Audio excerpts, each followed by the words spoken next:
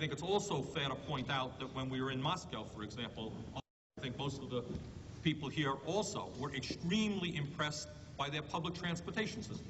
The stations themselves were absolutely beautiful, including many works of art, chandeliers that were beautiful. It was a very, very effective system.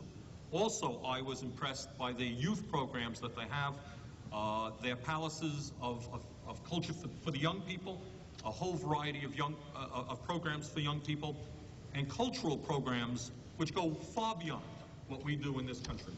We went to a theater in Yaroslavl, which was absolutely beautiful, had 3 separate stages where cultural programs are put on by professional actors and actresses, including a puppeteer area. And the cost, the highest price of the ticket that you can get, was the equivalent of $1.50. I'm Jane Sanders, Director of the Youth Office.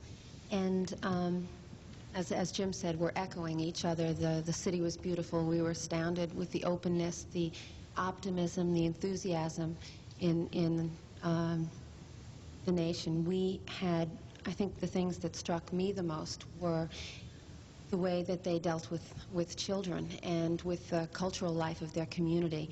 As Howard mentioned, they put the money into public facilities, and they have palaces of culture which are paid for strictly by trade union dues, and those places have movies and dances and a lot of artistic outlets for people.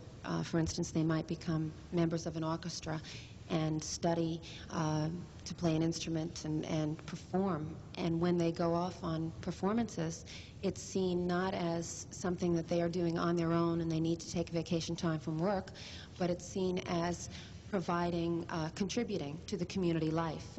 So that becomes part of their work. Instead of, the thing that struck me is instead of compartmentalizing their lives into a job and hobbies, it's all interrelated, and it's all under the banner of community involvement.